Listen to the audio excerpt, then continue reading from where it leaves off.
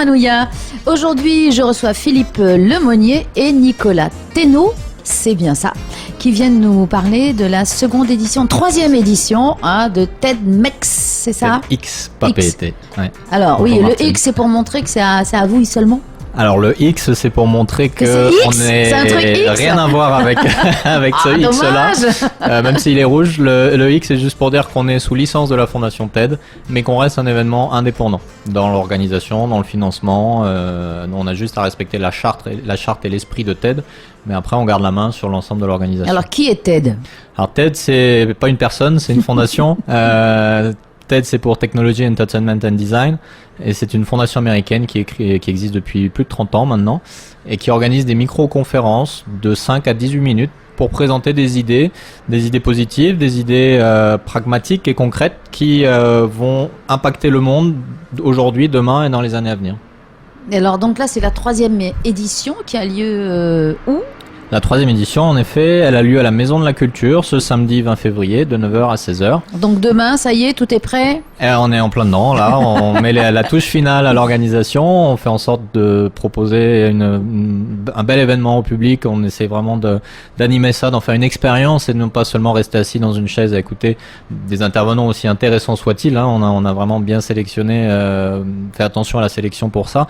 Mais en plus de ça, effectivement, on prévoit des animations, des ateliers, des surprises aussi. On n'en dit pas trop. Donc la journée va être riche. Alors toi, Nicolas, ton rôle?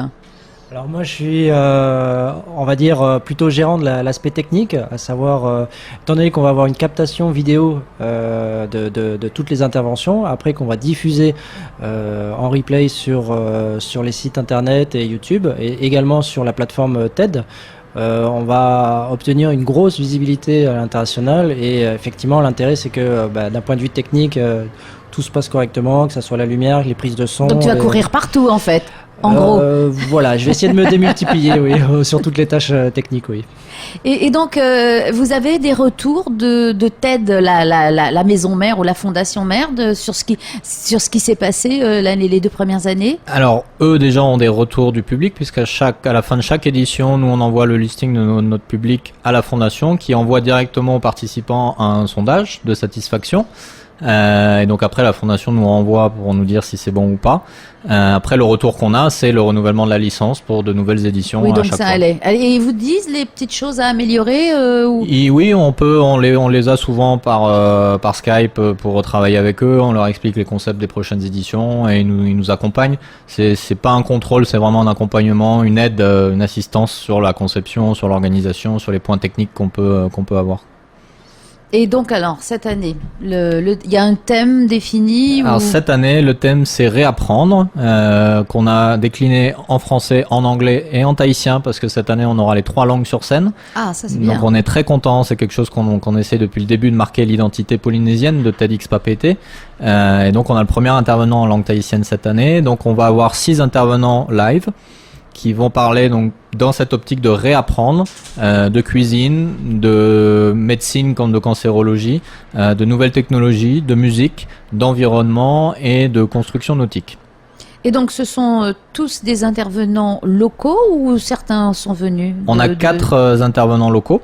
Et on a 2 personnes qui viennent de l'extérieur, Robert Oliver qui est un grand chef cuisinier néo-zélandais qui vient donc directement d'Auckland, et Misha Kaura qui travaille à l'université Johns Hopkins aux États-Unis et donc qui nous vient droit de l'Amérique. Et lui, qu'est-ce qu'il fait? Elle est chercheur elle est chercheur en cancérologie, spécialisée sur le cancer de la peau. Donc elle va nous parler de notre rapport au soleil, des risques que peut représenter le soleil à une époque où être bronzé c'est un petit peu le standard, et peut-être qu'il faut justement essayer de réapprendre un peu nos habitudes sur ce sujet-là.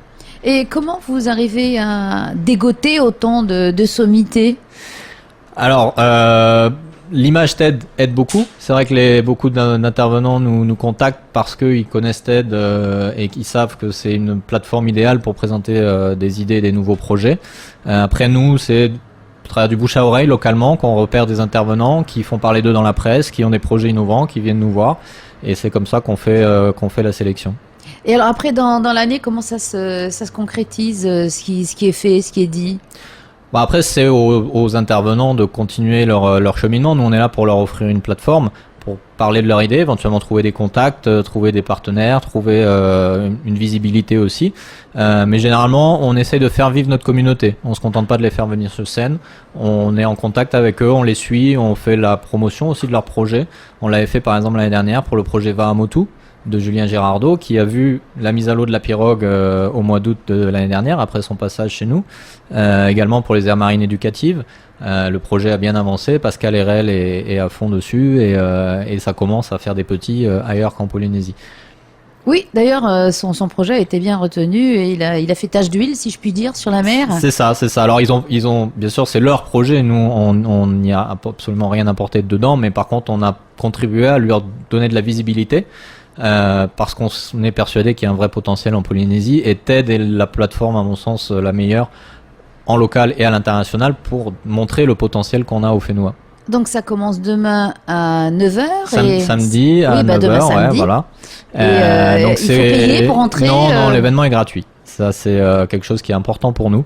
On considère que si on veut diffuser des idées, on peut pas se permettre de les faire payer. Comment vous faites justement si c'est gratuit pour On a la chance d'avoir des partenaires qui nous soutiennent depuis le début. Certains sont des partenaires historiques, d'autres nous rejoignent au fil de l'eau parce qu'ils voient que le concept marche. Donc on travaille depuis le début avec l'OPT, avec Air Tahiti Nui, avec Vini, avec SDA, la brasserie aussi, qui nous permettent d'offrir de la restauration à notre public, avec Patachou.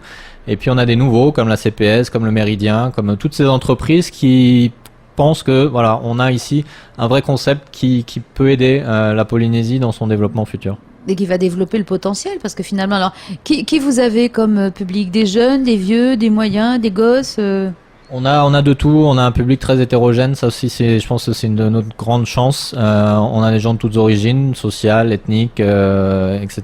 De l'âge, on a des vieux, on a des jeunes, parce qu'on a des thématiques très générales qui intéressent tout le monde et donc on peut croiser vraiment les intérêts de tout le public. Et vous avez un site, je suppose?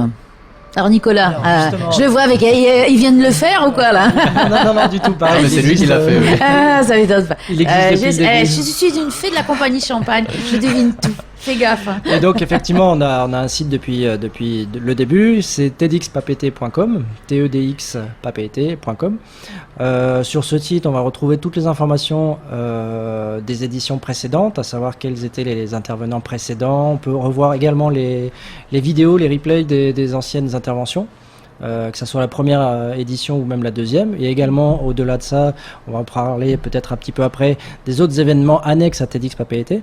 Et on peut également, surtout, s'inscrire sur le site, parce qu'au-delà du fait que ça soit effectivement gratuit, il faut néanmoins s'inscrire.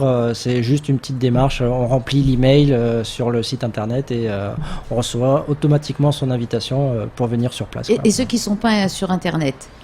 Alors, ceux qui ne sont pas sur Internet, le jour J, on pourra néanmoins accepter les inscriptions.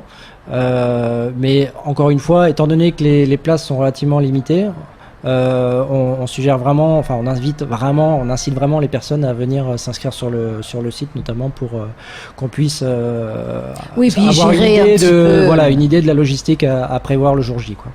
Bien, écoutez, messieurs, bravo pour votre initiative. Je vois que c'est un bébé là qui commence à marcher et puis qui a bien pris son envol. On espère qu'il va bien continuer à se développer parce nous on est persuadé que c'est quelque chose qui peut vraiment être utile.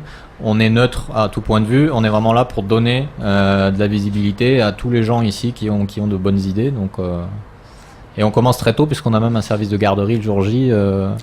Pour accueillir les enfants, parce qu'on sait que le samedi c'est la journée des familles, donc les parents pourront confier leurs enfants. Vous pensez à tout, bravo.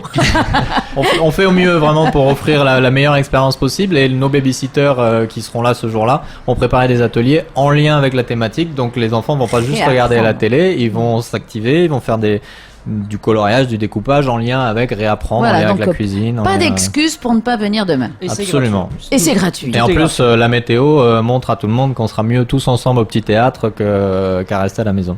Exactement. Merci Philippe et merci Nicolas.